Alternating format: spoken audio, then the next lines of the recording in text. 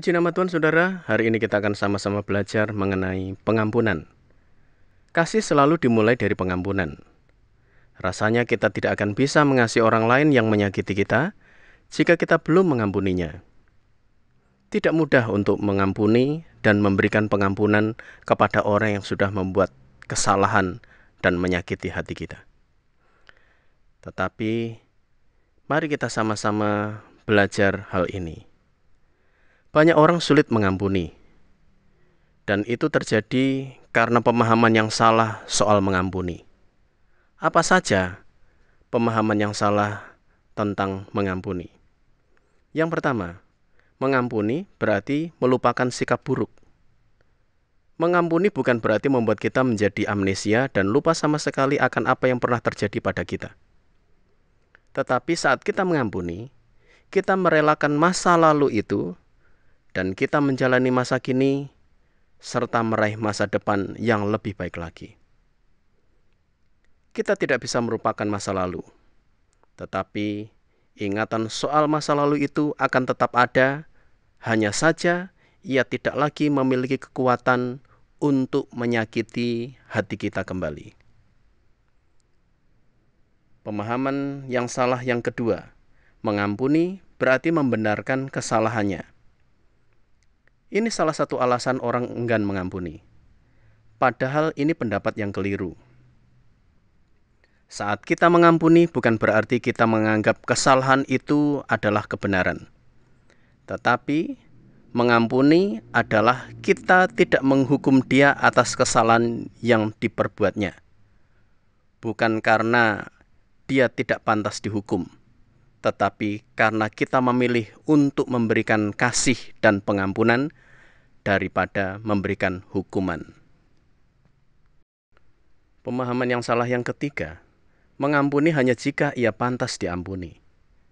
Kita mengampuni orang lain terutama karena kita yang perlu mendapatkannya. Bukankah kita mau terbebas dari belenggu dendam, kepahitan, kemarahan, dan sakit hati? Mengampuni orang lain adalah cara untuk bisa mendapatkan kebebasan itu. Dan ingatlah bahwa kita pun diampuni saat kita tidak layak diampuni. Saat kita masih berdosa, Yesus menebus kita dan mengampuni dosa-dosa kita. Mengapa kita berpikir orang lain harus layak diampuni dulu, baru kita mau mengampuninya? Pemahaman yang salah yang keempat, mengampuni hanya saat ia minta ampun. Tidak perlu menunggu orang lain meminta maaf kepada kita, baru kita mau memaafkannya. Bagaimana jika ia sudah meninggal? Akankah kita tidak akan memaafkan dia seumur hidup? Ketika kita memberikan pengampunan, kitalah yang mendapat manfaatnya. Karena itu, tidak perlu kita menunggu orang lain untuk meminta maaf kepada kita. Pemahaman yang salah yang kelima, mengampuni hanya di dalam hati. Sebagian orang berpikir, pokoknya saya sudah mengampuni dia di dalam hati. Namun saya tidak sudi harus berbuat baik kembali dengan dia. Saya tidak sudi kalau harus menjadi sahabat dia. Itu bukan pengampunan. Ini berarti bahwa kita belum memberikan pengampunan dengan tulus kepada orang itu. Mengampuni harus dimulai dari dalam hati dan diwujudkan melalui sikap dan perbuatan kita kepada orang yang kita berikan pengampunan.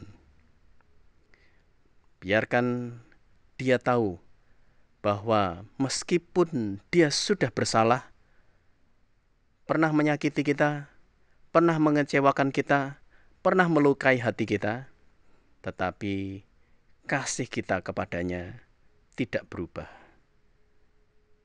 Dan di kemudian hari, dia juga akan melakukan hal yang sama seperti yang pernah kita lakukan.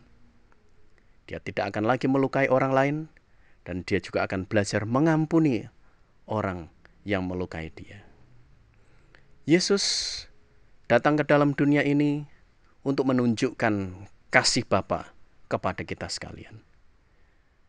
Dengan kematiannya di atas kayu salib, dia menunjukkan betapa kasihnya kepada kita, umat ciptaannya. Dia memberikan pengampunan atas setiap dosa, pelanggaran, ketidaktaatan kita sebagai umat ciptaannya. Dan dengan kematiannya di atas kayu salib, dia sudah membayar surat hutang. Dia menebus hidup kita supaya kita memiliki hubungan kembali dengan Allah.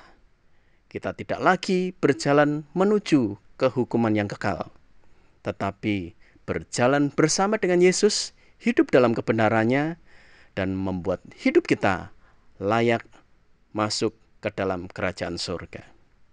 Pengampunannya membebaskan kita dari kutuk dosa dan kutuk maut. Pengampunannya membuat hidup kita menikmati berkat, pemeliharaan, pertolongan, dan mujizat setiap saat, setiap waktu. Pengampunannya membuat kita menikmati pemeliharaan Allah yang sempurna dari hari ke hari. Karena itu, mengapa kita tidak belajar mengampuni orang yang sudah berbuat salah kepada kita? Mengapa kita sulit mengampuni? Mari kita renungkan hal ini. Tuhan memberkati.